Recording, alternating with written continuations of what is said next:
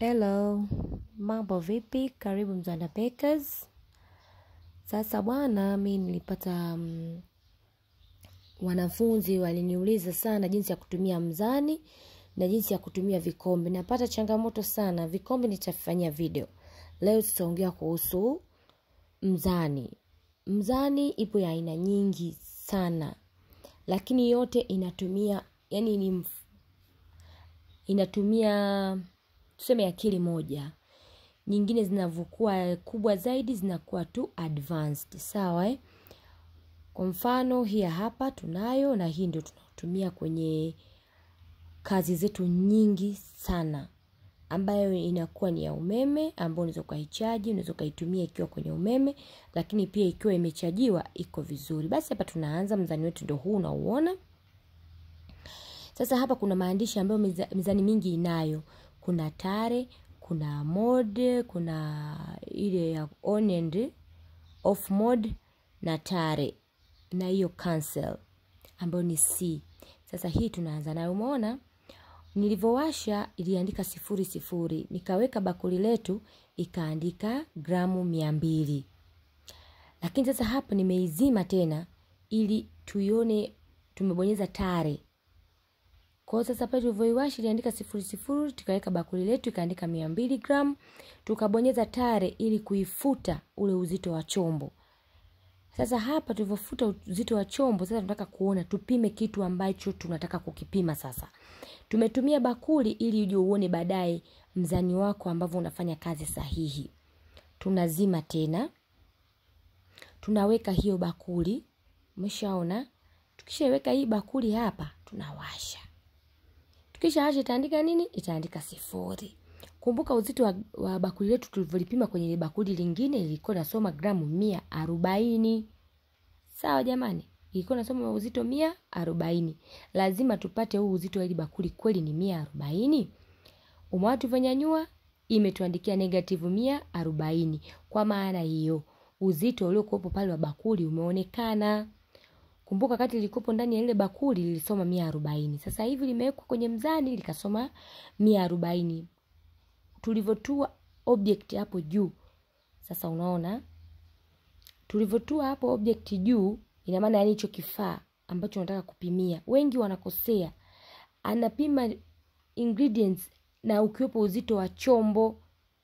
Unajikuta unga umepungua kwenye keki, nini vimepungua ama vimezidi kwa sababu hajui anachokifanya. Kwa naongea na wale ambao wanafunzi ambao hawajui kutumia mzani. Naongea kwa umakini na kwa utulivu na waombeni sana. Somo la mzani sio tu kusoma hizo namba titititi. Angalia ulichokipima ni sahihi. Ukishapima hivyo kama hivyo ni sukari, unaweza ukanyanyua. Ukinyanyua itaandika uzito wa chombo. Ukiona umenyanyua ikaandika 0, ujue kimesha kuramba. Umeweka uzito wa nini? Wa chombo. Kwa makini. Kwa mfano sasa kama hapa kuna sukari ndani lakini tumezima mzani wetu. Ikaandika 00. Mnanielewa? Tunaanza kupima juu, tunaweka chumvi. Chumvi itasoma gramu 25. Kumbuka sukari tayari imo mule ndani. Kwa hiyo tumefuta uzito wa sukari, kufuta uzito wa chombo. Kwa hapa sisi tuna uzito wa chumvi peke yake. Tunazima tena. Hii nataka kukuonyesha kwamba mzani wako unavyoweza kukusomea kiusahihi bila wewe kuivuruga. Hapa imeshaandika tena 0. Sawa? Lakini humo ndani tuna sukari na tuna chumvi.